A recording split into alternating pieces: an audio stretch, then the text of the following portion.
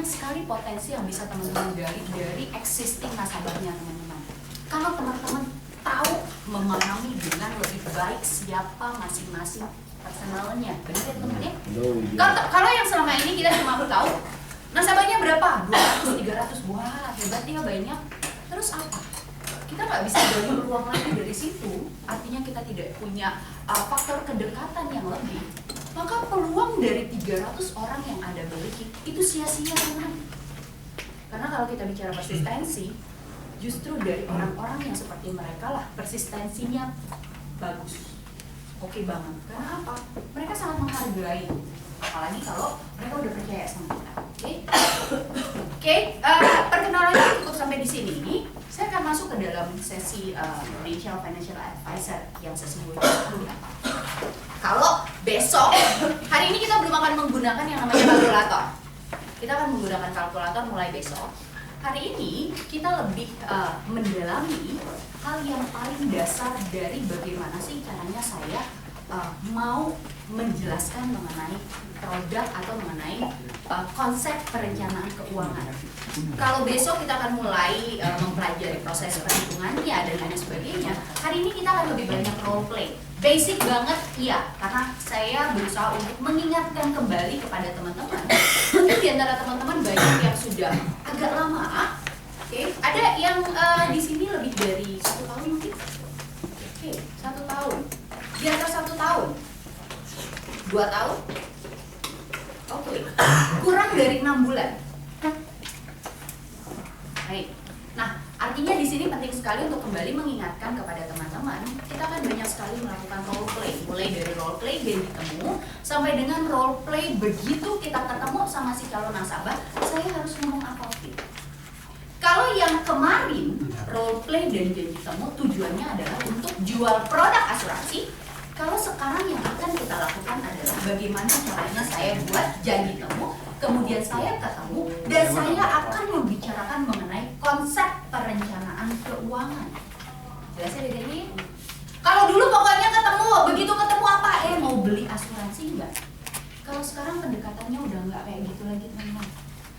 Kalau dulu begitu dapat janji temu Pak atau Bu, sudah tahu ya rekening A, rekening B, udah tahu belum?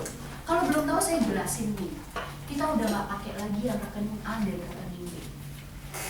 Karena teman-teman, pada saat Anda memiliki komitmen untuk menjadi seorang perencana keuangan yang handal, yang profesional, secara otomatis Anda naikin level nasabah Anda. Karena apa? Ternyata tidak sembarang orang bisa Anda jelaskan mengenai konsep perencanaan keuangan.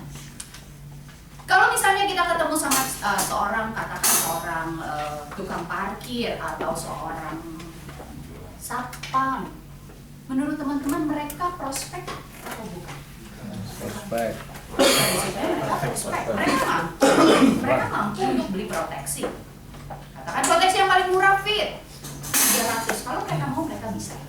Tapi pertanyaan selanjutnya, apakah mereka cocok untuk kita deketin dengan memakai konsep financial planning? Belum tentu. Nah, untuk itu pada saat Anda berencana untuk menjadi seorang profesional di dalam financial planning, maka Anda harus membidik nasabah Anda dengan lebih cermat lagi. Berkaitan dengan perencanaan keuangan. Di sini ada kalimat yang menyebutkan bahwa, hey, yuk kita merencanakan sesuatu mulai dari sekarang. Pertanyaan saya selanjutnya kepada Anda adalah, apakah Anda sudah punya rencana? It's a very simple things. Ini adalah hal yang sangat sederhana, pertanyaan yang sangat sederhana yang selalu kembali saya tanyakan kepada masing-masing peserta training. Apakah Anda punya rencana? Apa Bu rencananya? Kira-kira rencana beli apa? 5 tahun ke depan saya sudah nggak mau kerja lagi, tapi saya terima uang. 5 tahun ke depan saya nggak kerja lagi, tapi saya terima uang, passive income gitu ya, yang hanya bisa dicapai pada saat Anda sudah menjadi AM, agency manager atau SAM.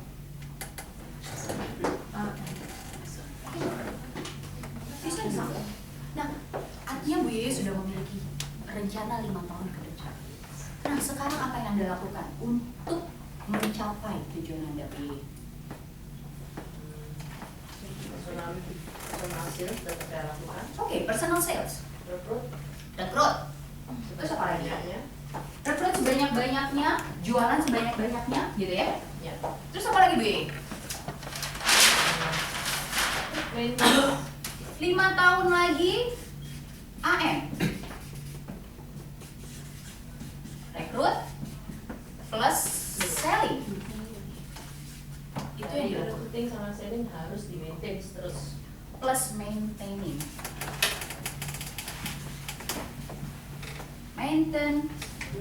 Maintenance. Benar ya? 3 hal itu yang menjadi rencana Ibu. Teman-teman, yang namanya rencana itu ada jangka panjang dan ada jangka pendek. Pada prinsipnya, kalau kita punya rencana hari ini, atau katakan kita punya tujuan, di ujung sana kita punya tujuan. Tapi bagaimana caranya saya bisa mencapai tujuan saya, itu yang dinamakan rencana. Hari ini dan besok, itu ada jembatannya tuh teman-teman. Prosesnya ada. Kenapa sih rencana itu penting? Toh rencana tinggal rencana. Teman-teman, seorang insinyur yang baik pada saat dia mau bangun gedung, apa tiba-tiba gedung yang dibangun begitu aja? Apa yang mereka lakukan? Fondasi harus kuat. Sebelum fondasi, desain ada di mana? Yes. Sebelum mereka melakukan prosesnya, mereka berpikir berulang-ulang. Saya mau bangun gedung yang tingginya 150 meter. Lahannya seluas sekian ribu hektar. Modelnya seperti apa? Saya pengen kayak perahu layar. Kemudian bisa menampung sekian ribu orang di dalamnya. It's about thinking. Ini bicara mengenai bagaimana saya berpikir. Selanjutnya apa? Mereka melakukan yang namanya master plan. Yes. Mereka gambar semuanya dengan lebih detail. Begitu master plan-nya atau blueprint-nya selesai mereka lakukan, apa yang mereka lakukan? Berapa besarannya? Kalau satu lantai pakai bahannya ini, berarti satu lantai akan menghabiskan sekian juta, sekian puluh juta atau sekian ratus juta, whatever. Kalau semuanya bangun gedung, perkiraan budgetnya sekian. Udah ada budgetingnya, apa yang mereka lakukan berikutnya? Langsung mereka buat? Langsung mereka bangun? No, mereka buat marketnya dulu. Pada saat mereka berpikir, kemudian mereka realisasikan dalam bentuk market. Marketnya udah jadi, udah oke, baru mereka sewa siapa orangnya. Orang-orang yang akan menjadi, katakan orang yang mau membangun siapa. Terus kemudian mandornya juga mereka pilih siapa. Baru setelah rencana yang begitu matang dan detail mereka lakukan, baru mereka mulai bangun. Begitu pentingnya konsep perencanaan, termasuk juga di dalam bisnis yang kita lakukan. Kalau hari ini saya berencana pengen ke Roma dengan cara katakan saya mau rekrut, saya mau selling, itu rencana. Begitu ada orang yang ngajak, udah deh daripada ke Roma belum tentu jadi, mendingan ke Singapura aja, mau nggak? Kita udah punya rencana. No, saya mau ke Roma. Maka Anda teguh nggak kira-kira? Yes. Yang namanya keteguhan itu lebih pasti Anda dapatkan. Dibandingin kalau misalnya rencananya kemana? Nggak punya rencana apa-apa, syukur-syukur bisa ke Roma. Ya udah, daripada ke Roma, mendingan belok aja yang deketan Singapura. Nggak perlu tuh yang namanya MPI besar. Udah deh ikut saya aja yuk, saya ajak jalan-jalan ke Singapura. Tapi kamu pindah ya. Pada saat kita bicara bahwa kita punya rencana dan secara lebih detail kita bisa menjelaskan dengan baik, maka teman-teman, itu sama halnya seperti seorang insinyur tadi membangun sebuah gedung di atas fondasi yang kuat. Oke. Pertanyaan selanjutnya kembali kepada diri Anda. Apakah Anda punya rencana? Kita lanjut. Perencanaan di sini merupakan hubungan antara keinginan dan realisasi. Jelas. Kalau kita bicara realisasi, artinya realisasi itu ada di depan. Realisasi sekarang atau bukan? Bukan. Yes. Maaf, sebelum dimulai saya mau tanya Mang Alek, kasihkan kita apa enggak? Makalahnya dikasih nggak? Nanti saya kasih dalam bentuk CD, Bu. CD, soft copy. Jadi Ibu lebih mudah untuk mempelajarinya gitu ya, dan nggak kehilang-hilang. Ya. Jangan khawatir, nanti kita kasih semuanya. Oke, selanjutnya kembali, yang namanya perencanaan adalah merupakan hubungan antara keinginan dan realisasi. Keinginan itu ada hari ini, kemudian yang namanya realisasi itu adalah future. Visi kita adalah goal. Nah, rencana itu jembatannya, teman-teman. Mulai berpikir lebih terstruktur, mulai berpikir lebih efektif, efisien. Pada saat Anda berencana menuju sebuah pencapaian, yakinkan bahwa Anda tahu jalannya. Seperti tadi saya sampaikan, Bu Yeye mau apa? 5 tahun yang akan datang saya nggak mau kerja lagi. Saya mau dapat passive income, saya pengen jadi AM. Gimana caranya Bu Yeye? Sekarang selling personal saya lakukan. Terus rekrut orang-orang yang oke, itu juga saya lakukan. Termasuk bicara maintenance. Maintenance apa? Maintenance nasabah-nasabah yang memang sudah ada dan nasabah-nasabah baru.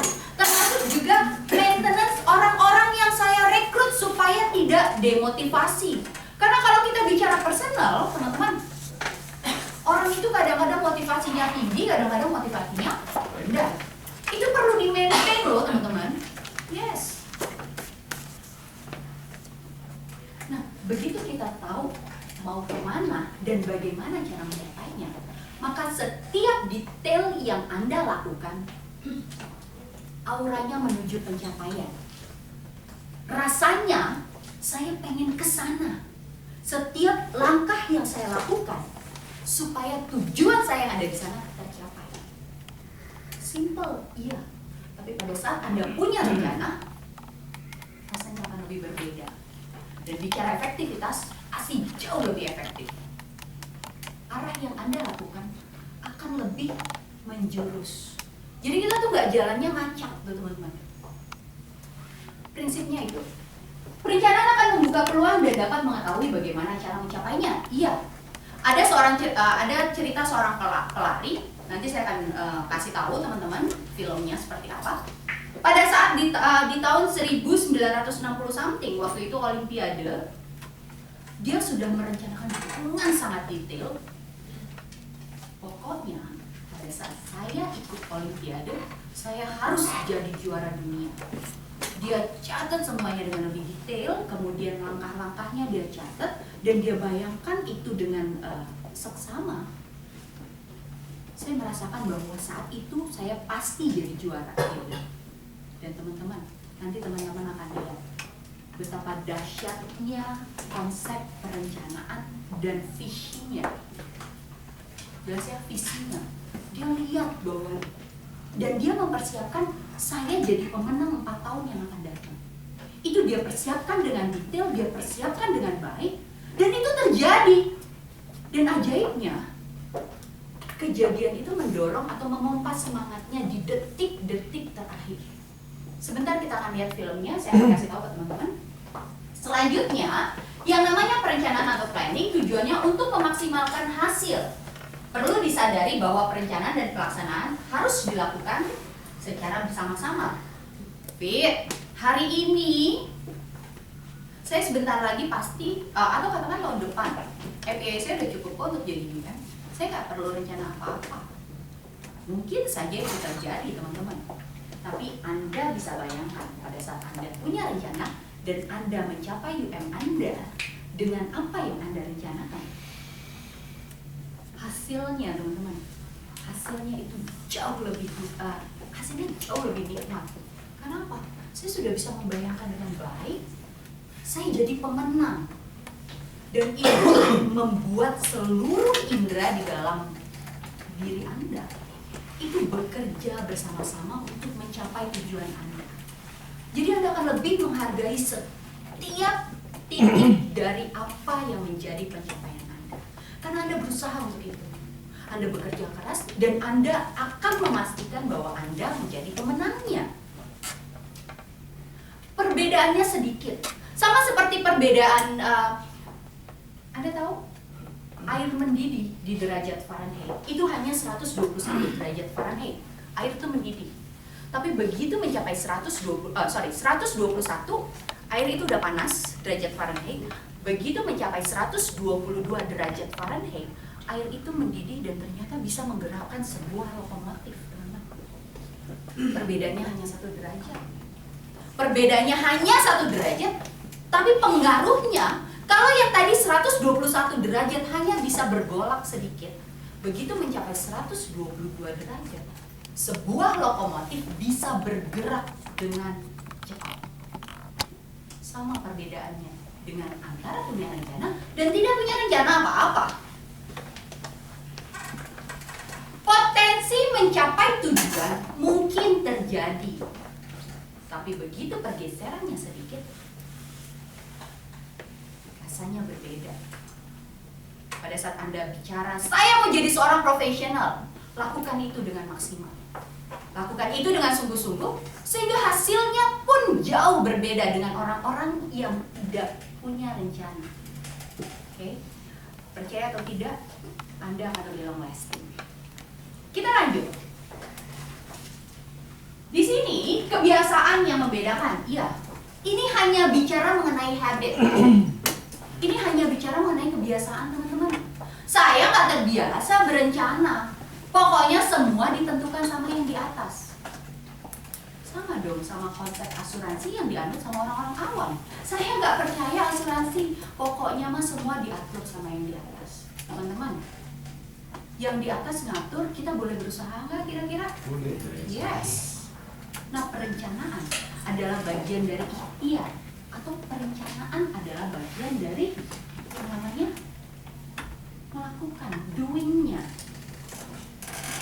We first make our habit and then our habit make us. Pertama kita lakukan ini sebagai sebuah kebiasaan yang pada akhirnya nanti kebiasaan itu akan membentuk pribadi kita dengan lebih solid.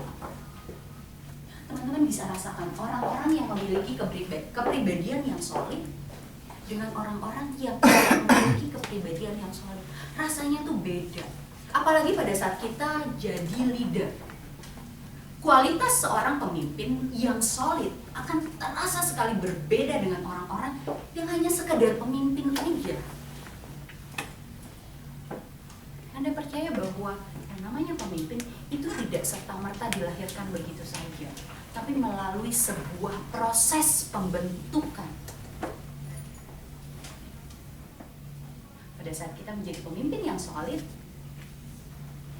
akan terasa sekali berbeda. Pastikan bahwa yang namanya kebiasaan ini Anda lakukan. Kemudian dia akan membantu Anda menjadi sebuah pribadi yang oke.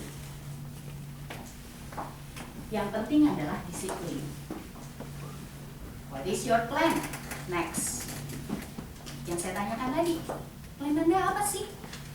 Tadi pagi bangun tidur, ya ampun, jam 9 saya harus ada di BRI Plaza lantai 10 Prudential Sales Academy.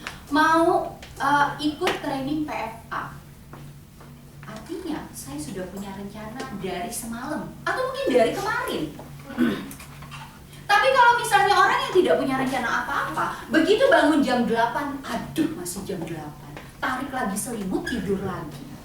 Tapi kalau saya punya rencana dari jauh hari sebelumnya, alarm udah di-set jam 6. Karena apa? Saya harus masak untuk suami dulu, mungkin. Saya harus siapin anak saya, sekolah lagi libur mungkin ya. Banyak sekali yang harus saya persiapkan sebelum akhirnya setengah 8 saya harus keluar dari rumah supaya saya sampai di Prudential lantai 10. Tujuannya apa? Pokoknya hari ini saya rencananya nggak mau kena denda. Meskipun sampai sini kita masih belum. Tapi artinya, begitu Anda punya rencana, Anda tahu setiap detailnya apa yang mau Anda kerjakan. Kalau misalnya orang nggak punya rencana, jam 8 masih jam 8 tidur lagi selimutan. Syukur-syukur bangun jam 9. Kalau bangun jam 10 ya wes lah, nggak apa-apa. Waktu yang Anda punya terbuang berapa jam? Hari ini hari apa? Selasa. Hari Selasa jam 10 masih tidur, kesian deh. banyak sekali hal yang bisa kita lakukan within 4 jam atau 3 jam. Dalam kurun waktu 3 jam, banyak sekali hal berguna yang bisa kita lakukan, yang ujung-ujungnya menuju ke sebuah pencapaian. Gitu ya teman-teman ya. Pentingnya perencanaan. Yang pertama, memberikan arah yang lebih jelas pada tujuan yang akan dicapai. Ya, kita bicara mengenai visi. Visi pasti related dengan misi. Kalau visi itu kedepannya seperti apa? Kalau misi kira-kira apa? Saya mau melakukan apa nih? Misi saya apa nih? Tujuan pasti berkaitan erat dengan tindakan. Tanpa ada tujuan, tindakan tidak akan bisa dimulai. Begitu juga tindakan. Kalau nggak ada tujuan, tindakannya nggak akan terarah, teman-teman. Tidak akan terfokus, tidak akan efektif, dan tidak akan efisien. Perencanaan juga merupakan alat bantu untuk melakukan pekerjaan lebih terorganisir, efisien, dan efektif. Jelas. Kemudian sebagai alat bantu mengukur seberapa jauh tujuan yang telah Anda capai. Kalau sekarang Bu Yeye bilang, Fit, 5 tahun ke depan saya mau jadi UM, saya mau jadi AM. Yang saya lakukan adalah saya rekrut, saya selling, dan saya maintenance. Hari ini, kira-kira proses recruiting, proses maintenance yang saya lakukan, dan proses selling yang saya lakukan sudah seberapa jauh sih? Hey, ternyata belum ada apa-apanya. Saya punya goal 5 tahun yang akan datang saya jadi AM. Syaratnya AM itu apa? Ini. Ternyata hari ini belum ada 10%-nya saya berjalan maju. Berarti saya masih harus kejar 90% dalam kurun waktu 5 tahun. Hey, Fit, itu terlalu berat untuk saya kejar. Maka saya harus lari dari sekarang supaya minimal 2 tahun yang akan datang setengahnya bisa saya capai. Artinya, Ibu Yeye berusaha untuk mengukur kinerjanya.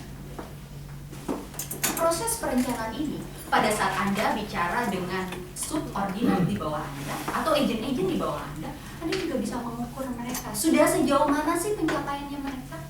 Tujuannya mereka apa? Salesperson punya tujuan pasti. Sebetulnya nggak hanya salesperson, teman-teman, tapi saya mengkhususkan kita sebagai seorang salesperson, kita seorang tenaga penjual yang baik menjual produk maupun ide maupun konsep apapun, kita harus tahu posisinya di mana nih sekarang. Jangan sampai kita udah kerja keras gitu ya, pokoknya saya harus kerja, tapi saya nggak tahu saya mau kemana dan saya nggak tahu sudah seberapa jauh saya berjalan. Kira-kira gelap nggak jalannya, teman-teman? Yes. Akan lebih enak pada saat kita bisa menerangi jalan yang kita lalui. Sehingga, oh ya ampun, saya baru sampai sini loh. Ternyata baru sedikit ya. Oh, di sana tuh masih jauh. Berarti saya harus lari nih, ambil ancang-ancangnya dari sini. Lari sprint. Kalau tadi Ibu Yeye bilang 5 tahun saya mau jadi AM, Bu, kalau saya bilang 3 tahun jadi AM, pengen nggak Bu? Why not? Kenapa? Serius bener? Kenapa enggak? Kalau saya bilang, Bu, dengan mengukur pencapaian dan kinerja yang Ibu lakukan, bisa 3 tahun mencapai AM, mau nggak Bu? Mau banget, Fit. Artinya tiap tahun naik kelas ITB? Wah, itu cita-cita saya. Pentingnya melihat apa yang sudah kita kerjakan dan sudah jauh menuju pencapaian. Sehingga pada saat Anda bicara melihat sudah seberapa jauh saya melangkah, di sini jika terjadi kesalahan, Anda bisa dengan segera mengoreksi. Oh, kemarin saya jalannya terlalu santai nih, nggak bisa santai-santai lagi. Berarti saya punya utang berapa tahun ke depan, saya harus minimal sekian nih. Berarti dia harus sprint, lari kencang. Karena kemarin saya anggap saya udah jalannya santai banget. Itu koreksi yang dilakukan. Menentukan tujuan selanjutnya. Kalau udah jadi AM Bu, 3 tahun. Mau jadi apa lagi? SAM. Selesai SAM, ada pencapaian lagi? Gak ada Bu?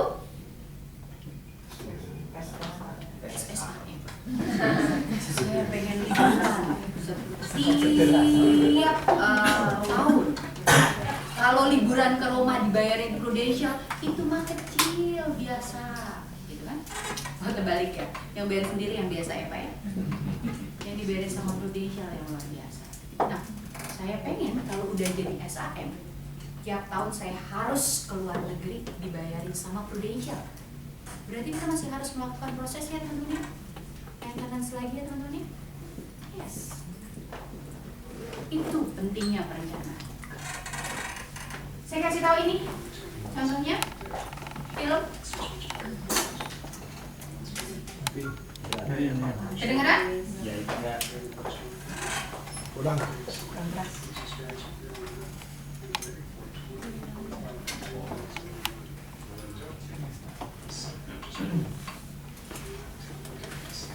Bentar ya teman-teman ya.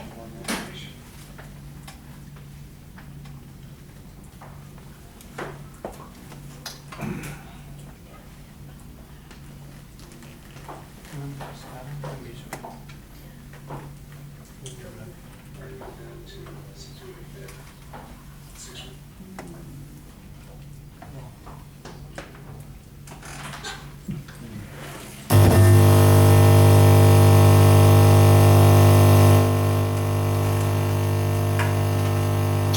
Before the game, I came down to September 5th, 6 weeks before the games. And once again, I put down, I'm in great shape, starting to have a strong finish, take some easy strides from here on out. I'm ready for a 2025 10,000 meter run in Tokyo.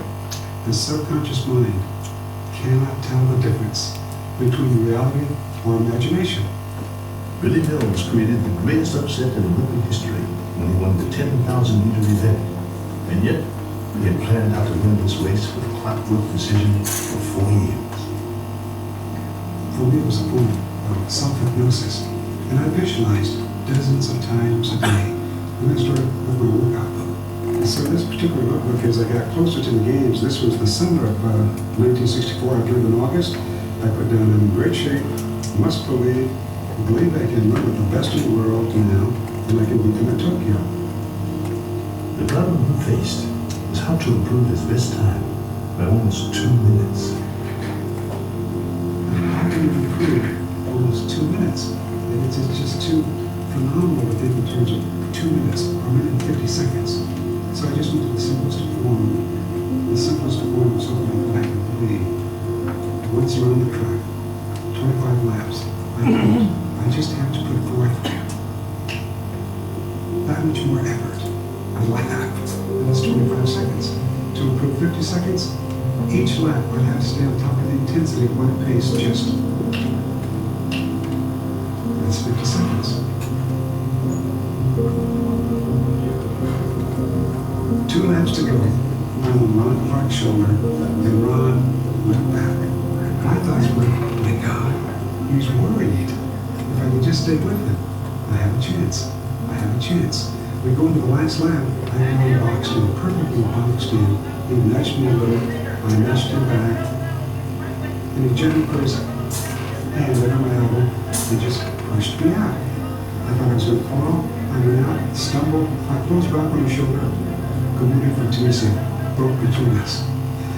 At that point, I was going to accept third place. Coming off the final curve, I could not hear any noise at all. I could hear the throbbing of my heart. I could hear the heartbeat pounding. I could feel the tingling sensation creeping down my forearm.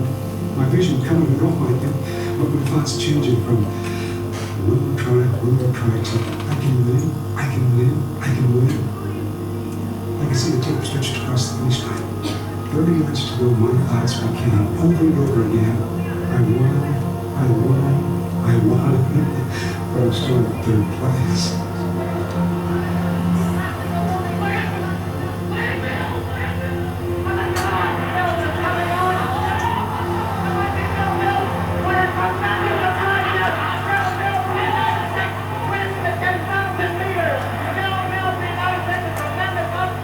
You focus for 4 years, dozens of times a day, visualize it, relive in the moment where you want to be, and then you win.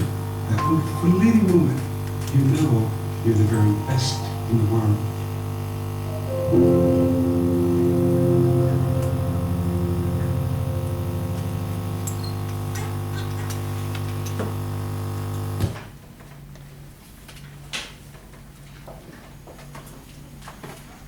Yes.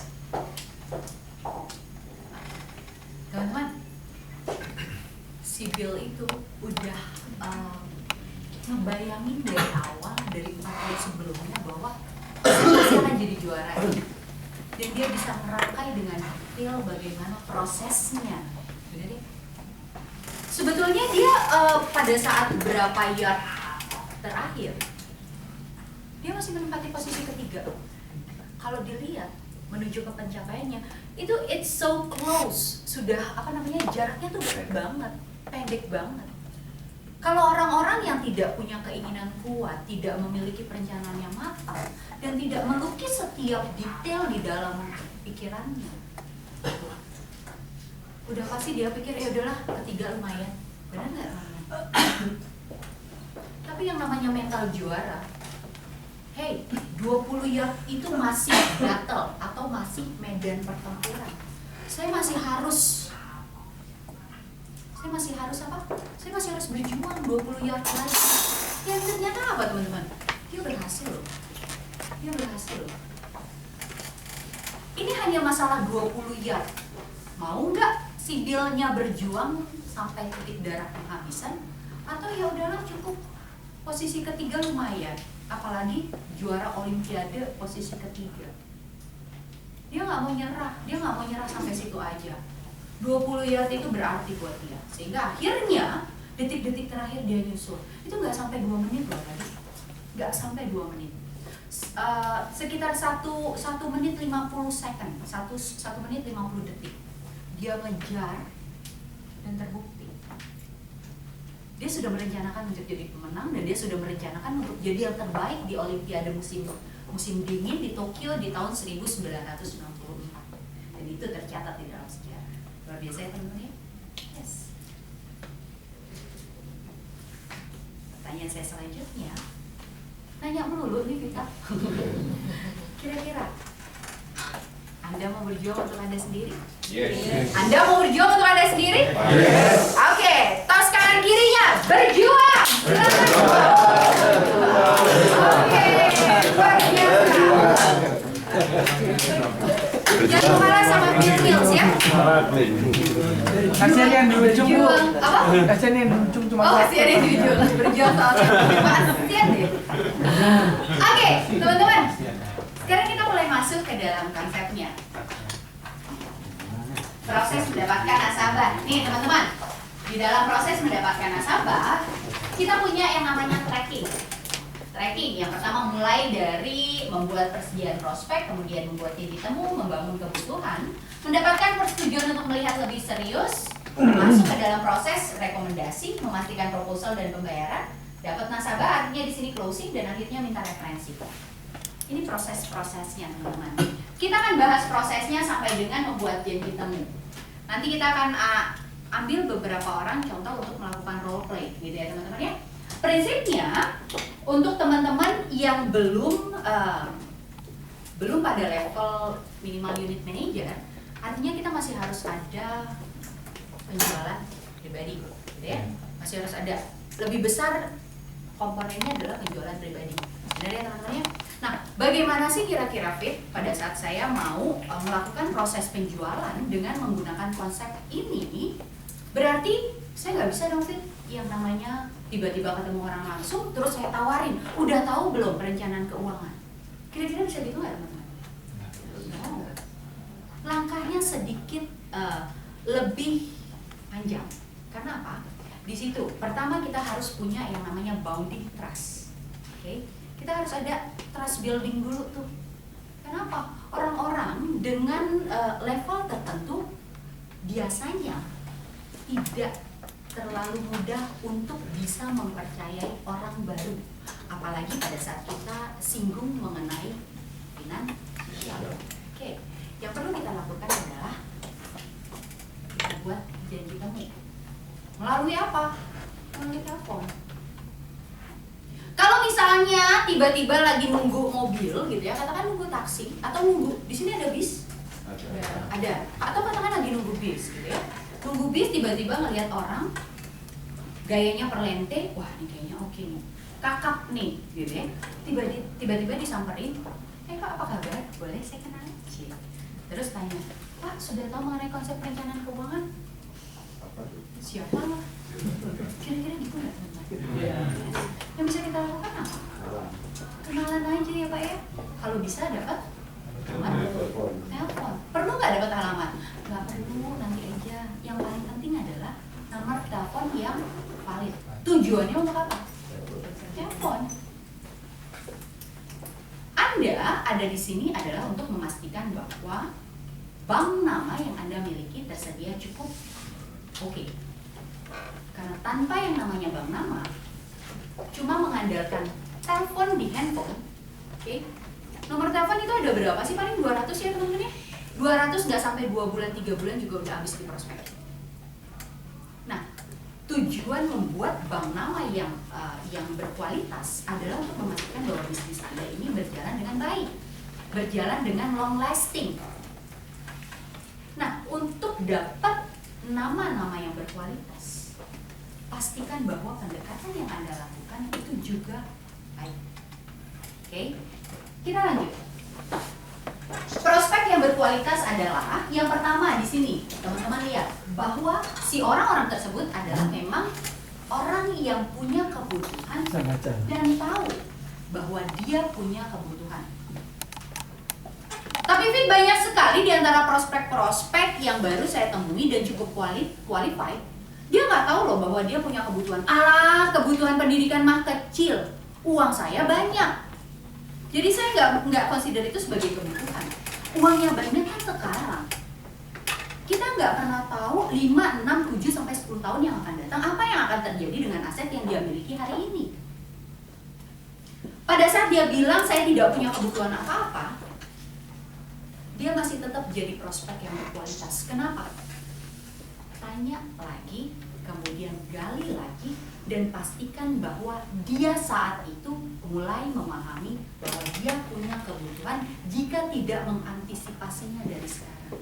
Kita yang kasih tahu bahwa dia punya kebutuhan. Masalah pensiun mah gampang, duit saya nggak habis-habis nih, aset saya berlimpah. Itu kan sekarang. What will happen dalam 10 tahun yang akan datang? Begitu masuk usia pensiun, kira-kira banyak atau sedikit sih teman-teman orang kaya yang mendadak melarat? Banyak banget. Dan pada akhirnya harus mengandalkan pada generasi di bawahnya. Generasi produktif sekarang itu ibaratnya generasi sandwich, teman-teman. Kira-kira kenapa? Tanggung atas, tanggung bawah. Belum lagi nanggung dia sendiri. Yes, itu yang terjadi. Dari 100 orang pensiunan di Indonesia, 49 diantaranya hidup miskin. Terus kemudian 15 orang diantaranya masih harus tetap bekerja. Kemudian 10 orang diantaranya itu dia tergantung sama keluarganya. Hanya beberapa orang, kalau nggak salah sekitar 1 orang itu yang hidupnya enak. Berarti 1/100. Kalau misalnya mau memutus rantai yang namanya generasi sandwich tadi, yang harus kita lakukan adalah mempersiapkan pensiun dengan baik. Sehingga begitu kita memasuki usia pensiun, saya nggak perlu lagi bergantung sama anak saya, karena saya punya dana pensiun yang cukup untuk saya menikmati hidup saya dengan istri. Atau kalau saya mau jalan-jalan sama cucu, saya punya uang. Nah, konsep-konsep pemikiran seperti itu dibutuhkan proses yang lebih lama. Iya. Dibandingin kalau teman-teman cuma sekedar mau beli PAA, ada riders ini segala macam, mau atau enggak, 1 kali ketemu, 2 kali ketemu bisa langsung closing. Kalau perencanaan keuangan butuh proses. Kita nggak bisa main tembak aja berapa sih kira-kira. Kalau orang-orang biasanya paling kecil berapa fit. Kalau ini kebalik teman-teman, kebutuhannya berapa, baru saya lihat komit kamu berapa. Itu prosesnya. Selanjutnya, memiliki uang dan punya komitmen, jelas. Salah memiliki uang, karena dia harus, yes, dia harus pay something. Dia harus bayar, dia harus invest. Ujung-ujungnya, konsep perencanaan keuangan keluarga adalah seberapa besar dia bisa menyisihkan uangnya untuk konsep proteksi dan konsep investasi. Orang-orang kaya pada saat dia bicara proteksi, biasanya tidak jarang digunakan untuk akumulasi aset. Saya punya uang 1 miliar, saya beliin katakan saya beliin polis asuransi supaya saya dapat UP sekian miliar. Sehingga pada saat dia tidak ada lagi atau meninggal, dia punya aset